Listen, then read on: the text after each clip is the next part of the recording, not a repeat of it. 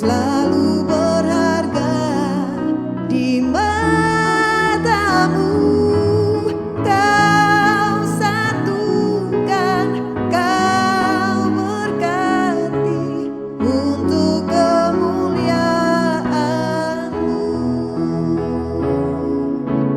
Kau satukan, kau berkati untuk kemuliaan-Mu.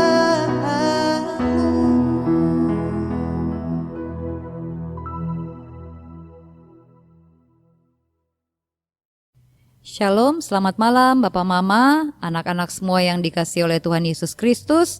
Puji Tuhan, kita berjumpa lagi pada malam hari ini dalam ibadah keluarga di bulan Oktober, bulan keluarga, dan kita sampai pada minggu yang terakhir hari ini. Mari sebelum kita membaca dan merenungkan firman Tuhan, kita sama-sama menaikkan doa kita kepada Tuhan. Mari kita berdoa. Allah Bapa kami yang bertahta di sorga, di dalam nama Tuhan kami Yesus Kristus, kami datang di hadapan hadirat-Mu saat ini ya Bapa.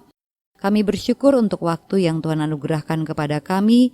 Sepanjang hari ini kami boleh beraktivitas, kami melakukan apa yang menjadi tugas tanggung jawab kami dalam hidup ini. Kami percaya Tuhan sudah menyertai kami, dan saat ini kami berkumpul sebagai keluarga. Kami mau beribadah kepada-Mu ya Tuhan, kiranya Engkau berkenan atas keluarga kami, kiranya Engkau memberkati persekutuan keluarga kami, dan biarlah ibadah kami ini sungguh-sungguh meninggikan dan memuliakan nama-Mu, sehingga damai sejahtera-Mu berkenan Engkau nyatakan dalam keluarga kami. Bapa di sorga, saat ini juga kami mau membaca, kami mau merenungkan firman-Mu. Kiranya Tuhan berkenan menolong kami dengan Roh-Mu yang kudus. Beri kami pengertian, supaya kami tahu apa yang harus kami lakukan, bahkan yang harus kami kejar, supaya keluarga kami boleh menikmati sukacita, kebahagiaan di dalam Tuhan. Terima kasih ya Tuhan, di dalam nama Yesus kami berdoa. Amin. Bapak, Mama, dan saudara-saudari yang kekasih, malam hari ini perenungan firman Tuhan bagi kita semua diambil dari surat Efesus pasal 4 ayat 32. Sekali lagi surat Efesus pasal 4 ayat 32. Bapak Mama, anak-anak boleh menyiapkan bacaan dan mari kita baca bersama-sama. Di bawah tema manusia baru ayat 32. Tetapi hendaklah kamu ramah seorang terhadap yang lain, penuh kasih mesra dan saling mengampuni, sebagaimana Allah di dalam Kristus telah mengampuni kamu. Demikianlah firman Tuhan untuk kita semua. Bapak Mama, anak-anak semua yang kekasih dalam Tuhan, bacaan kita hari ini mengajak kita untuk merenungkan firman Tuhan dengan tema memberi maaf dan meminta maaf. Ada satu kalimat yang indah yang berbunyi begini, bersalah itu manusiawi, tapi mengampuni itu ilahi. Artinya bahwa semua orang bisa bersalah, semua manusia tanpa kecuali. Selama dia manusia, dia bisa berbuat kesalahan. Tetapi, kalau dia bisa melakukan tindakan mengampuni, memaafkan, atau meminta maaf, memohon pengampunan, itu satu tindakan ilahi. Tindakan yang sama seperti yang dilakukan oleh Tuhan bagi kita manusia. Memaafkan atau meminta maaf itu sesuatu yang sebenarnya pada kenyataannya bukan hal yang mudah. Kita semua sadar bahwa ada fakta di dalam Alkitab sendiri tentang pengampunan, tentang memaafkan, memberi maaf atau meminta maaf. Kita bisa ingat kembali kisah dua orang saudara kembar yaitu Esau dan Yakub. Mari kita sadari bahwa pada kenyataannya mengampuni dan meminta pengampunan atau memaafkan dan meminta maaf itu satu ujian yang sangat berat. Saat kita sedang ingin mengampuni atau kita berniat untuk mengampuni, kita seringkali menimbang apakah orang ini layak diampuni, dimaafkan ataukah tidak. Kita juga sadar bahwa mengampuni, memberi ampun atau meminta maaf itu adalah sebenarnya pilihan. Setiap kita diuji, apakah kita berani, cukup berani untuk mengampuni, memaafkan, dan meminta maaf. Kita juga sadar bahwa mengampuni atau memaafkan dan meminta maaf itu sesuatu yang sebenarnya sangat kita butuhkan dalam hidup kita. Nah, dari sini Bapak Mama, saudara-saudara, anak-anak yang kekasih, kita belajar dari pengalaman tokoh-tokoh dalam Alkitab, termasuk dalam pengalaman Rasul Paulus sendiri berhadapan dengan jemaat yang sering kali di dalamnya ada konflik. Dalam keluarga sering kali ada konflik. Kita belajar bahwa mengampuni atau memohon pengampunan, maaf, itu adalah tindakan yang tidak bisa kita lakukan dengan asal-asalan. Ada 3 alasan kenapa kita perlu memberi maaf atau kita perlu meminta maaf. Alasan yang keliru adalah kalau kita memaafkan dengan terpaksa. Kita memaafkan karena orang yang berbuat salah atau kita anggap salah itu lebih tua dari kita atau lebih tinggi derajatnya dari kita, sehingga kita memaafkan secara terpaksa. Ada juga alasan yang salah, cara yang salah. Kita memaafkan supaya kita dianggap orang baik. Mungkin kita dinasehati untuk segera meminta maaf, segera berdamai, segera mengampuni. Jadi ada desakan dari orang lain untuk kita segera mengampuni, dan kita melakukannya supaya kita dianggap baik dan menjawab harapan banyak orang. Alasan yang lain yang juga keliru adalah kita mengampuni, memaafkan tanpa memproses emosi dan perasaan kita, karena kita takut ditinggalkan, kita takut ditolak, kita takut dikecewakan. Misalnya sebagai suami dan istri, kita buru-buru memaafkan, buru-buru meminta maaf tanpa kita memproses kesalahan kita. Atau dari orang tua kepada anak. Nah, saudara-saudari, Bapak Mama, anak-anak yang dikasihi Tuhan, sesungguhnya mengampuni, memaafkan atau meminta maaf itu adalah satu tindakan yang dilakukan oleh orang-orang yang sebenarnya sedang mengalami luka. Semakin dalam kita terluka, sebenarnya semakin besar daya yang kita perlukan untuk bisa mengampuni atau meminta ampun. Ibaratnya, Bapak Mama, saudara-saudari, kalau kita ditabrak sepeda anak-anak, ya itu kecelakaan juga, tetapi lukanya ringan. Tapi kalau kita ditabrak kendaraan yang besar, pasti lukanya parah. Begitu juga dengan emosi, luka hati, luka batin. Semakin besar emosi, semakin dalam luka yang kita alami, maka semakin besar juga daya yang kita perlukan untuk bisa memaafkan atau meminta maaf. Mari kita belajar dari tokoh-tokoh dalam Alkitab. Kita bisa belajar dari pengalaman Esau dan Yakub. Kita bisa belajar dari pengalaman Yusuf dan saudara-saudaranya.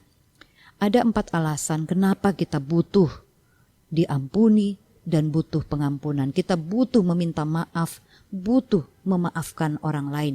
Yang pertama, mari kita sadar bahwa bersalah itu manusiawi.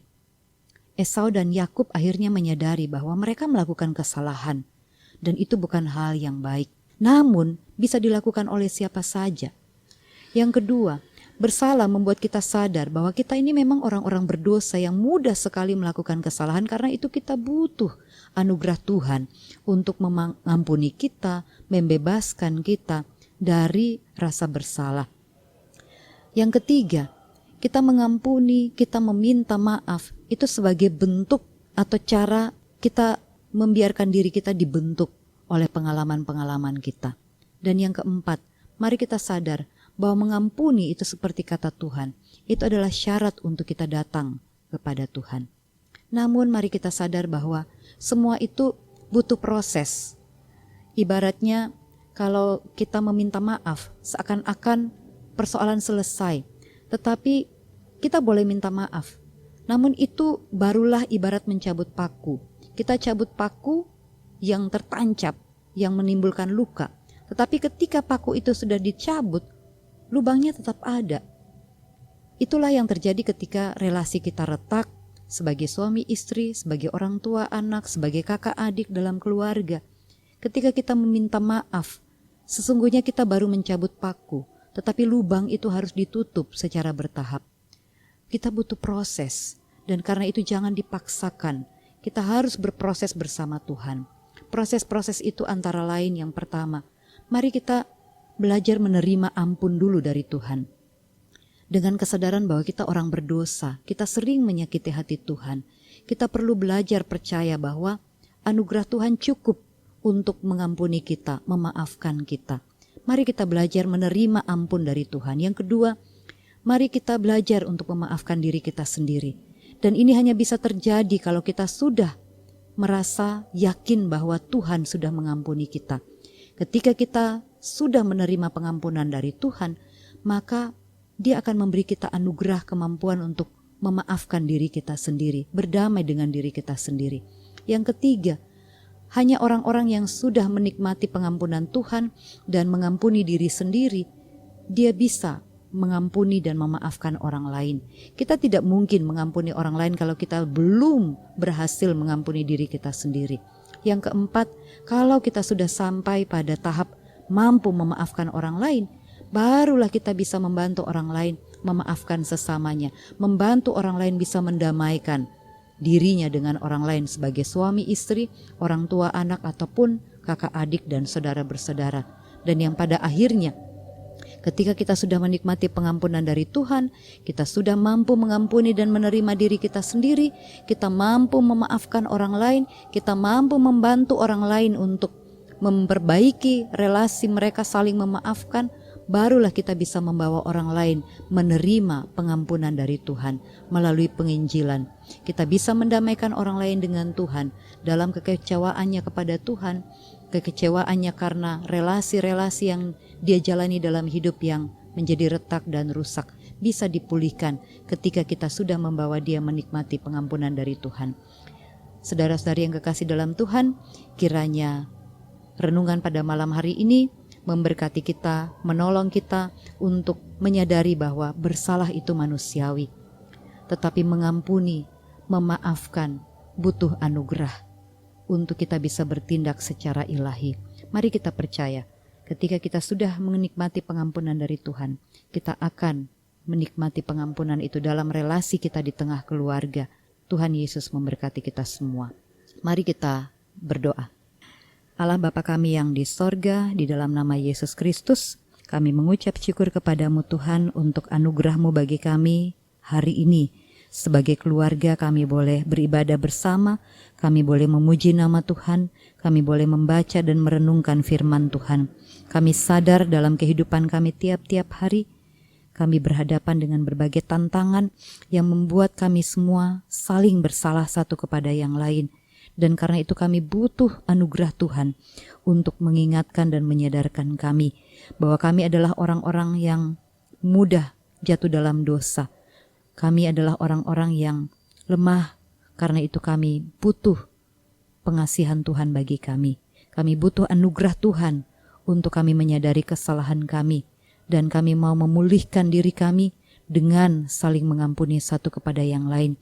Kami butuh anugerah Tuhan supaya kami sadar kesalahan kami mau meminta pengampunan dari Tuhan, kami mau saling mengampuni satu kepada yang lain, agar di dalamnya nama Tuhan boleh ditinggikan dan hidup keluarga kami boleh ada dalam damai sejahtera. Terima kasih ya Tuhan, kami boleh menikmati anugerah Tuhan di bulan keluarga ini, dan kami percaya Tuhan menganugerahkan banyak berkat bagi kami lewat persekutuan ibadah kami sebagai keluarga. Kami percaya dalam setiap ibadah kami ada berkat yang Tuhan ingin kami pakai memulihkan keluarga kami, dan biarlah nama Tuhan ditinggikan. Tuhan, kami menyerahkan semua apa yang sudah kami sama-sama lakukan sepanjang bulan keluarga ini. Biarlah berkenan di hati Tuhan, biarlah mendapatkan berkat dari Tuhan. Inilah doa kami, inilah permohonan kami.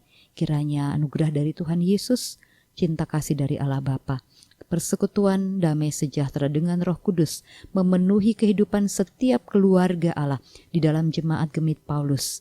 Biarlah damai sejahtera itu yang mengikat satukan kami, menyempurnakan kasih kami di dalam Yesus Kristus. Terpujilah nama Bapa, Anak dan Roh Kudus. Amin. Shalom.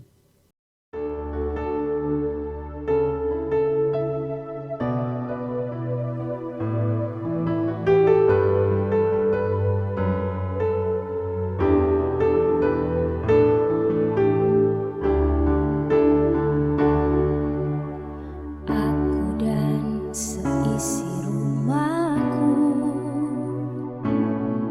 dan selalu menyembahmu, Tuhan dan Rajaku, di dalam kasih karuniamu yang hidup saling melayani dan melayanimu.